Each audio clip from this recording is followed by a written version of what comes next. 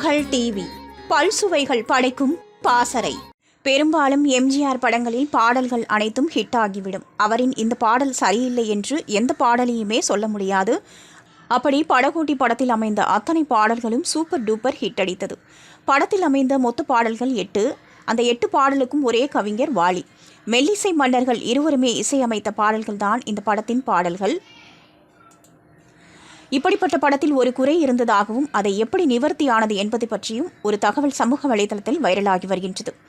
8 பாடல்களில் 7 பாடல்கள் கவிஞர் வாலி எழுதி அந்த 7 பாடல்களையும் படமாக்கி முடித்து விட்டார்களாம். திடீரென இன்னொரு பாடலையும் சேர்க்கலாம் என்ற சூழ்நிலை வர இந்த படத்தின் இயக்குனர் டி பிரகாஷ் ராவ் இதே பாடலையும் வாலியிடமே கொடுத்து விடலாம் என நினைத்திருக்கிறார். GN வேலுமணிதான் இந்த படத்திற்கு தயாரிப்பாளர், இயக்குனர், தயாரிப்பாளர், திரைக்கதை ஆசிரியர் என எல்லோரும் சேர்ந்து இந்த படத்திற்கு இன்னொரு பாடலை வைக்க வேண்டும் என முடிவெடுக்க வாலியை அணுகலாம் என போயிருக்கிறார்கள். அதாவது இந்த படத்தில் வில்லன் நடிகர் நம்பியார்.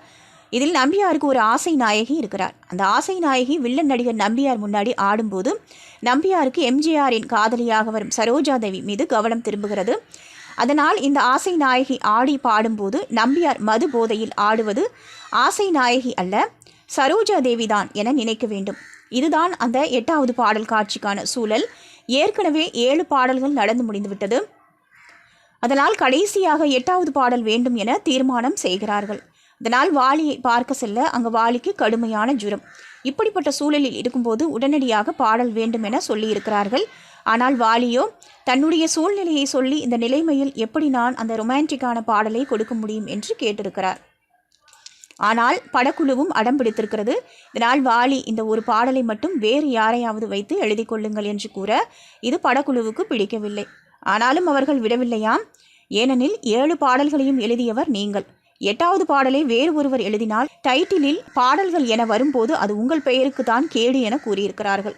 வேறு வழியே இல்லாமல் கடும் ஜுரத்திலும் வாலி எழுதிய பாடல்தான் அழகு ஒரு ராகம் ஆசை ஒரு தாளம் என்று நம்பியார் மது போதையில் ஆடும் அந்த பாடல். இந்த பாடல் உடனே ரெக்கார்டிங் செய்யப்பட்டு உடனே ஷூட்டிங் நடத்தப்பட்டது. உடனே அந்த படகோட்டி படத்தில் பிரிண்டில் இணைக்கப்பட வேண்டும். இது விறுவிறுப்பாக நடக்க படமும் ரிலீஸ் ஆனது. கடைசியில் படத்தின் வெற்றி மாபெரும் வெற்றியாக மாறியது. இன்று வரை படகோட்டி என்றால் அதன் பாடல்களுக்கென ஒரு தனி வரவேற்பே இருக்கிறது. திருமகள் டிவியை லைக் செய்து உங்கள் நண்பர்களுக்கும் ஷேர் செய்வதுடன் சப்ஸ்கிரைப் செய்து ஆதரவு தாருங்கள்.